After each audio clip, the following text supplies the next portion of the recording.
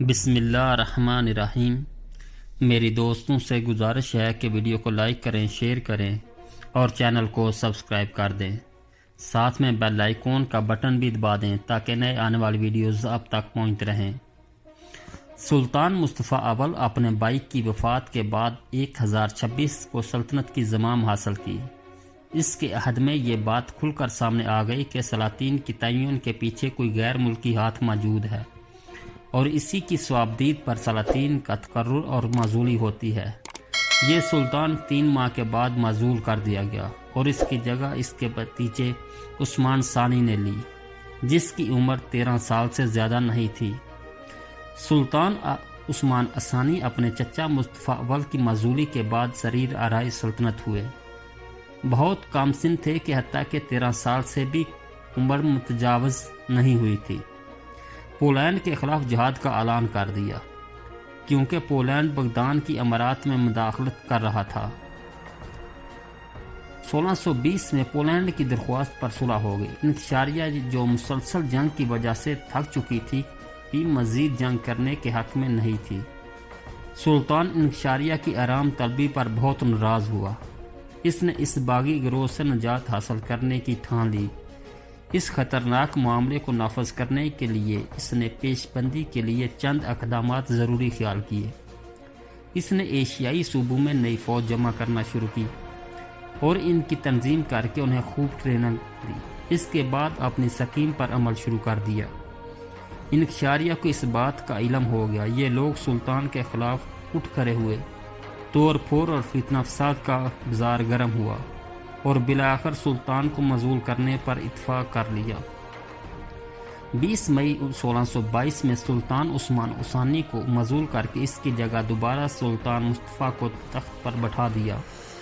سلطان عثمان ثانی انکشاریہ کے ہاتھوں قتل ہوا اور انہوں نے ہمارے لیے بعض اشعار چھوڑے، جن میں سے ایک یہ ہے: میری نیت تھی کہ اپنی حکومت اور ملک کی خدمت کروں، لیکن تعجب ہے حاسد میری بربادی کا سوچ رہے تھے۔ سلطان مصطفیٰ سریر آرائے سلطنت ہوئے، یہ دوسری باری تھی کہ اسے یہ منصب تفویض ہوا۔ فتنہ انکشاریہ کے بعد مصطفیٰ کی تولیت ایک کھیل تماشا تھا۔ اس کے بعد یہ تماشا مسلسل شروع رہا۔ انکشاریہ جسے چاہتے اعلیٰ مناصب پر فائز کرتے اور جسے چاہتے معزول کر دیتے۔ اعلیٰ مناصب علی الاعلان بکنے لگے اور ظلم و ستم کا سلسلہ شروع ہو گیا۔ مصطفیٰ کے عہد حکومت 1 سال اور 4 ماہ میں 7 وزراء صدر اعظم تبدیل ہوئے۔ پھر قیس بھائیہ اور امراء اناضول کے درمیان وزراء صدور کے تقرر کے سلسلے میں مسلسل رساکشی شروع ہو گئی، حتیٰ کہ بعض صدر اعظم صرف 1 ماہ اپنے منصب پر فائز رہے اور معزول کر دیے گئے۔ سلطان چونکہ کمزور تھا اور انکشاریہ کے ہاتھ میں کٹ پتلی بنا ہوا تھا، اس لیے وہ ملکی معاملات کو سلجھانے سے قاصر تھا۔ پھر وہ وقت بھی آیا کہ اسے معزول کر دیا گیا اور اس کی جگہ امیر مراد رابعہ بن سلطان احمد اول کو سلطان مقرر کیا گیا۔ مردار ابا سلطان مردار ابا اپنے چچا مصطفیٰ کی معزولی کے بعد 1622 کو تخت نشین ہوئے۔ کم عمری کی وجہ سے انکشاریہ ان پر چھا گئی۔ ملکی حالات حد درجہ خراب ہو گئے۔ سب سے پہلے اس نے داخلی حالات کو درست کرنے کی ضرورت توجہ مبذول کی تاکہ وہ خارجی معاملات کی طرف اطمینان سے توجہ دے سکے۔ اس نے ان باغی فوجیوں سے نجات حاصل کرنی شروع کر دی جنہوں نے اس کے بھائی سلطان عثمان کو قتل کیا تھا۔ استنبول اور ملک کے کونے کونے سے شرانگیز اور فتنہ باز اس گروہ کو چن چن کر قتل کیا۔ اس نے خبر رسانی کے لیے طاقتور اداروں کی بنیاد ڈالی اور ملک کے اندر رہنے والے تمام مفسدین کے ناموں کا اندراج کیا۔ سفر کے دوران جس علاقے میں بھی جاتے وہاں کے ظالموں اور باغیوں کو ان کا نام لے کر بلا لیتے اور انہیں عدم کی نیند سلا دیتے۔ انہوں نے اپنے دور حکومت میں شراب نوشی اور تمباکو نوشی کو بالکل ممنوع قرار دے کر اس رجحان کو بالکل ختم کر دیا اور جتنے لوگ اسلام سے برگزیدہ ہوئے تمام کو نیست و نابود کر کے چھوڑا۔ 1634 میں عراق کے صفوی شیعیوں سے معرکہ ہوا۔ سلطان اس معرکے میں اپنی فوج کی خود قیادت کر رہے تھے۔ بغداد کی طرف پیش قدمی کی، جس پر عباس شاہ نے قبضہ کر کے یہاں کے سنیوں کو ذلیل کرنا شروع کر دیا تھا اور عثمانی حاکم کو قتل کر دیا تھا۔ مراد نے بغداد کا محاصرہ کر لیا، توپوں سے گولہ باری کی اور فصیل شہر کو جگہ جگہ سے توڑ دیا۔ 1048 میں شہر فتح ہوا۔ سلطان فاتح کی حیثیت سے شہر میں داخل ہوا اور 20,000 شیعہ فوجیوں کو موت کی نیند سلا دیا۔ پھر کچھ مدت تک یہاں مقیم رہا۔ فصیل شہر کی اصلاح کی، یہاں اپنی طرف سے ایک وزیر حاکم مقرر کیا۔ سلطان فوجوں کی قیادت خود کرتا تھا اور فوجیوں سے گل مل جاتا تھا۔ بارہا ایسا بھی ہوا کہ گورے کی پیٹھ پر غزوات میں کچھ دیر کے لیے سو کر اپنی نیند پوری کر لی اور پھر عازم جنگ ہوا۔ 1640 میں بیمار ہوئے۔ مرض اتنی شدید تھی کہ اندازہ ہو رہا تھا کہ فوت ہو جائیں گے، لیکن اللہ کریم نے شفا دی، مگر کچھ عرصہ بعد دوبارہ بیمار ہوئے اور 1640 میں شبات میں وصال فرمایا۔ ان کی مدت حکومت 16 سال 11 ماہ ہے۔ جب آپ سریر سلطنت ہوئے تو خزانہ خالی تھا، لیکن جب وصال فرمایا تو خزانہ بھر چکا تھا۔ سلطان بے حد عقلمند، بہادر، روشن خیال اور پرہیزگار تھے۔ تمام شورشوں کو فرد کیا، باغیوں کا قلعہ کما کیا اور مملکت کی حالت کو بہتر بنایا۔ یہی وجہ تھی کہ آپ کو دولت عثمانیہ کا مؤسس ثانی کہا جاتا ہے۔ ان کے عہد حکومت میں ملک کی مالیت میں بہتری آئی۔ سلطان ابراہیم بن احمد اپنے بھائی مراد کے بعد تخت نشین ہوئے، کیونکہ مراد کی نریندہ اولاد نہیں تھی اور آل عثمان کی نسل میں مردار آبا کی موت کے بعد سوائے اس کے بھائی سلطان ابراہیم کے کوئی بھی زندہ نہیں تھا۔ سلطان ابراہیم اپنے بھائی کے دور حکومت میں مسلسل قید رہے، لیکن جب ان کے بھائی کا وصال ہوا تو سلطنت کے بڑے بڑے لوگوں نے قید خانے میں ان کو اپنے بھائی کی موت کی خبر سنائی۔ جب وہ اسے خبر سنانے کی غرض سے جیل میں گئے تو انہوں نے یہ گمان کیا کہ شاید یہ لوگ اسے قتل کرنے کے لیے آ رہے ہیں۔ وہ ڈر گئے، بے حد پریشان ہوئے، اور جب ان لوگوں نے اپنے بھائی کی موت کی خبر دی تو انہیں یقین نہ آیا، اس لیے انہوں نے دروازہ نہ کھولا۔ مجبوراً ان لوگوں نے دروازہ توڑ دیا، اندر داخل ہوئے، اسے مبارکباد دی، لیکن پھر بھی اسے مخمخے میں رہے کہ شاید یہ لوگ میرے دل کی بات جاننا چاہتے ہیں۔ انہوں نے ملک کی باغ دور سنبھالنے سے انکار کر دیا اور کہا کہ وہ اس تنہائی کی زندگی کو دنیاوی بادشاہی پر ترجیح دیتے ہیں۔ جب یہ لوگ انہیں یقین نہ دلا سکے تو ان کی والدہ ان کے پاس آئی اور ان کے بھائی کی لاش ان کے پاس لائی گئی، تاکہ انہیں یقین آ جائے کہ جو کچھ کہا جا رہا ہے وہ غلط نہیں۔ جب وہ تخت نشین ہوئے اور امور مملکت اپنے ہاتھ میں لی تو اپنے بھائی کی نہایت تذک و احتشام کے ساتھ تدفین کی۔ جنازے کے آگے 3 گھوڑے جن پر بغداد کی جنگ میں انہوں نے سواری کی تھی چل رہے تھے۔ پھر سلطان ابراہیم بن احمد حضرت ابو ایوب انصاری رضی اللہ تعالی عنہ نامی مسجد میں آئے، جہاں خلاف کی رسومات ادا کی گئی۔ جب وہ تخت پر حکومت پر جلوہ افروز ہوئے تو لوگ کہا کرتے تھے کہ تمام تعریفیں اللہ کے لیے، اے اللہ تو نے مجھ جیسے ایک کمزور شخص کو اس مقام کے لائق بنایا۔ اے اللہ میری حکومت کے عرصے میں بھی اصلاح فرما اور اس قوم کے حال پر کرم فرما، ہمیں یہ توفیق دے کہ ہم ایک دوسرے سے راضی رہیں۔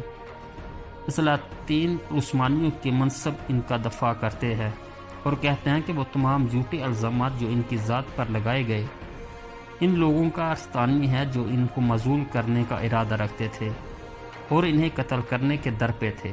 ملک کے اندرونی حالات کافی حد تک اطمینان بخش ہو گئے، کیونکہ ان کے بھائی نے انکشاریہ کی طرف خاص توجہ دی تھی اور لشکر کی تنظیم نو کر کے تمام بغاوتوں کو کچل دیا تھا۔ اس لیے سلطان ابراہیم بن احمد نے فوج کے اخراجات میں بہتری لانے کی کوشش کی، بحریہ کو منظم خطوط استوار کیا، مالیات کو بہتر بنایا اور ٹیکسز کے نظام کو جدید خطوط پر استوار کیا۔ صدر اعظم کرے مصطفیٰ پاشا سلطنت میں عورتوں کی مداخلت کو روکنے میں کامیاب ہو گئے اور شاہی دربار کے حاشیہ نشینوں کی مسفدہ پردازاریوں کو قلعہ کما کر دیا، جو دولت عثمانیہ کو نقصان پہنچا رہے تھے، اور مختلف صوبوں میں رہنے والے بدماشوں، مفسدوں اور ڈاکوؤں کو ٹھکانے لگا دیا۔ جمہوری بلغیریا جزیرہ کریٹ پر قابض تھی۔ اس نے دولت عثمانیہ کے ساتھ صلح سے فائدہ اٹھایا۔ بلغیریا اور بحر ایجا کی تجارتی تحریک پر چھا گئی۔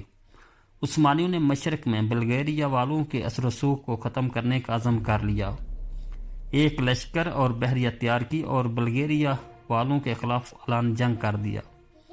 ملک کے طول و عرض میں جتنے بھی بلغیریا تھے تمام کو گرفتار کر لیا اور حکم دیا کہ ان کی تمام دولت اور املاک ضبط کر لی جائے۔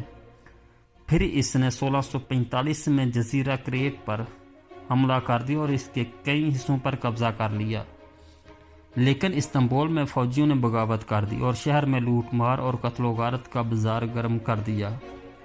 اس دوران ان باغیوں نے سلطان ابراہیم کو مذلول کر کے اس کے بیٹے محمد الرابع کو تخت نشین کرنے کا فیصلہ کر دیا، حالانکہ ابراہیم کی عمر ابھی 7 سال بھی پوری نہیں ہوئی تھی۔ الغرض سلطان ابراہیم کو قتل کر دیا گیا جب وہ 8 سال اور 9 ماہ حکومت کر چکا تھا اور اس کی عمر 34 سال تھی۔ سلطان محمد رابع 1051 کو پیدا ہوا اور جب اسے حکومت کی ذمہ داری سونپی گئی تو اس کی عمر ابھی 7 سال سے بھی کم نہیں ہوئی تھی۔ یورپ نے خیال کیا کہ دولت عثمانیہ کو سبق سکھانے کا اس سے بہتر موقع ہاتھ نہیں آئے گا، اس لیے یورپ ایک معاہدہ کیا اور اس معاہدے میں آسٹریا، پولینڈ، بلغیریا، مالٹا کے راہب، پوپ اور روس سب شریک ہوئے اور اس معاہدے کو مقدس معاہدے کے نام دیا۔ یہ معاہدہ اسلامی پھیلاؤ کے سامنے بند باندھنے کے لیے کیا گیا تھا، جو عثمانی بہادروں کے جہاد کی بدولت مشرقی یورپ کے ہر گھر کے قریب پہنچ چکا تھا۔ صلیبی دولت عثمانیہ کے علاقوں پر حملہ آور ہوئے۔ اس نازک موقع پر اللہ کریم نے آل کو بریلی کو خدمت اسلام کے لیے منتخب فرما لیا تاکہ وہ دشمنوں کے حملوں کا جواب دینے اور مملکت کو طاقتور بنانے میں حصہ لے۔ صدر اعظم محمد کو بریلی جو 1661 میں فوت ہوئے، اس مملکت کو اس کی ہیبت و سطوت لوٹا دی۔ پھر اس کی وفات کے بعد ان کے بیٹے احمد بریلی کو اپنے مرحوم والد کی پالیسی کو آگے بڑھایا اور ملک دشمن کا طاقتوں کی سازشوں کو ناکام بنایا۔ احمد نے آسٹریا اور بلغیریا سے صلح کرنے سے انکار کر دیا اور ایک لشکر لے کر آسٹریا پر حملہ آور ہوا۔ 1074 میں ان نے آسٹریا کا سب سے بڑا قلعہ فتح کر لیا۔ یہ قلعہ نوہزل تھا جو فینا کے مشرق میں قلعہ ہے۔ یہ قلعہ 25 صفر 1074 مطابق 28 ستمبر 1663 کو فتح ہوا۔ صدر اعظم کے دور میں فرانس نے دولت عثمانیہ کے قریب ہونے کی کوشش کی، لیکن انہوں نے انکار کر دیا اور تجدید امتیازات کی درخواست کو قبول نہ کیا۔ پھر فرانس نے دھمکی دینے کی کوشش کی اور لولیس چہارم شاہ فرانس نے فرانسیسی سفیر کو ایک جنگی بحری بیڑے کے ساتھ روانہ کیا، لیکن اس دھمکی سے صدر اعظم پہلے سے زیادہ مضبوط ہو گئے اور کہا، مراد ہماری طرف سے عطیہ تھی، کوئی معاہدہ نہیں تھا کہ اس پر عمل کرنا ضروری ہو۔ فرانس نے اس ذہنی ارادے کے سامنے پسپائی اختیار کی، نرمی کی پالیسی اپنائی، دولت عثمانیہ کی منت سماجش کی، یہاں تک کہ قدیم معاہدوں کو بحال کر دیا گیا۔ 1084 میں اس بیت المقدس کی حفاظت کی رعایت دوبارہ دے دی گئی۔ صدر اعظم احمد بریلی کی وفات کے ساتھ ہی عثمانی نظام کمزور پڑ گیا۔ آسٹریا نے ہنگری کے علاقے پر حملہ کر دیا اور قلعہ نوہزل، بست اور بودا کے شہر غصب کر لیے۔ پولینڈ کے فرمانروا نے بغداد کے صوبے پر غارت گری کر دی اور بلغیریا کے جہازوں نے مورا اور یونان کے ساحلوں پر حملہ بول دیا۔ 1097 میں اتھینا اور کورنتینا وغیرہ کے شہروں پر قبضہ ہو گیا۔ کتب تاریخ بتاتی ہیں کہ علماء اور مملکت کے کئی دوسرے لوگوں نے سلطان محمد رابع کو مذلول کرنے پر اتفاق کر لیا اور بالآخر 1099 میں اس کو مذلول کر کے اس جگہ کے اس کے بھائی سلیمان ثانی کو تخت پر بٹھا دیا گیا۔